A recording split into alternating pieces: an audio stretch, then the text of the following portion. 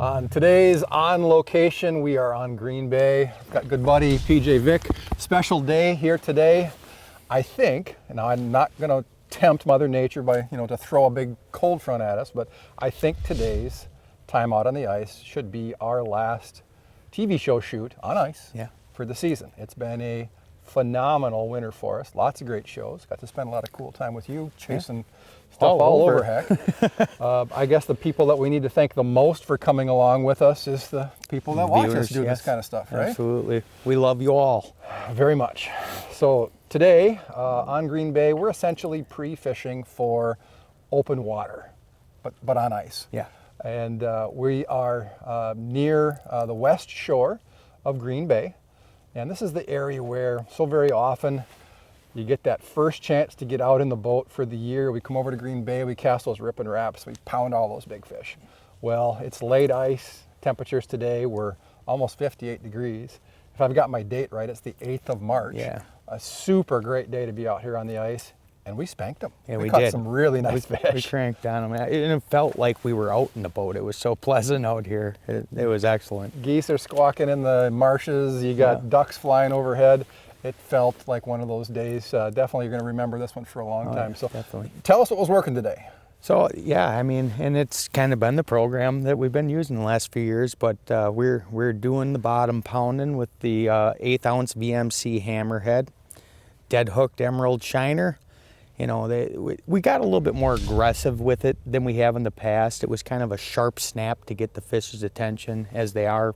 This is pretty flat basin here. We're not necessarily structure fishing, but you get the fish's attention that way. And I was getting them doing the light little bottom tap, and you were working them up because that's your style. I'm stubborn. I didn't want to catch them on the bottom. So I don't know what I was doing differently. I think by the end of the day, we basically caught the same amount of fish. Yeah.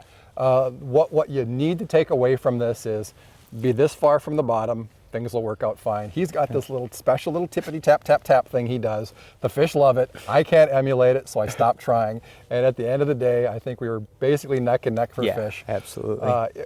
But what, from Minnesota, clear bodies of water, typically what I do, fish comes in on the screen, you just start working the bait away, right? Yeah. Not Great Lakes speed, but get it up above them and let them come chase underneath it.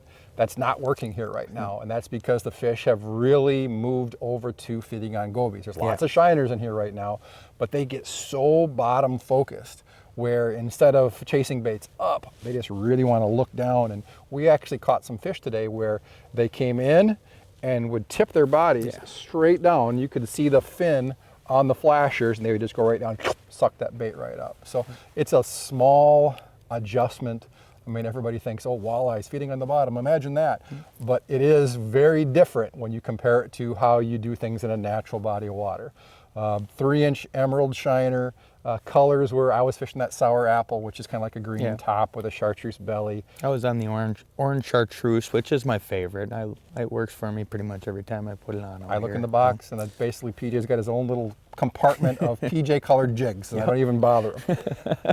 And then VMC, those hammerhead jigs have a really nice attachment point for these pre-made stinger hooks. We looped one of those on. I would say that 80% of our fish just came on the hook on the jig. They did today. Yep. But we did catch a couple really nice fish on that stinger hook that we never would have landed without it. Yep, I agree. And you did spend about 15 minutes messing around with a funny looking walleye. Yeah, What was that thing? Giant sturgeon. Pretty cool. we luckily it bit on an iFish Pro, and we had the LTP to fight it with. Otherwise, I wouldn't have attempted it with the rod I was using. No. Too time consuming. Super cool fish, ancient critter. Yeah. So this show will air, let me see, on the 14th of March. Chances are the week after that we're going to be out in the boat somewhere. Not sure where yet, but hopefully this, if nothing else, I don't expect a lot of people are going to get out on the ice here on Green Bay just given the weather that's coming, right? Yeah, it's going to get super warm. But the fish are already here. So if this is a body of water you love to come hit right after the ice goes out, the fish are waiting. Yeah, they definitely will be. So, hey, thanks for watching from PJ Vick and I. Just super appreciative of all the people that tune into our channel on YouTube and, of course, the show on Fox Sports North every week. Without you guys, we wouldn't be here. So we appreciate you. Hopefully some of these tips help you out, and we'll see you next week. In-depth outdoors on location, presented by Reed's Family Outdoor Outfitters. Reed's offers the best service, best price, best advice on all your favorite ice fishing gear. Guaranteed. Find them online at reedsports.com.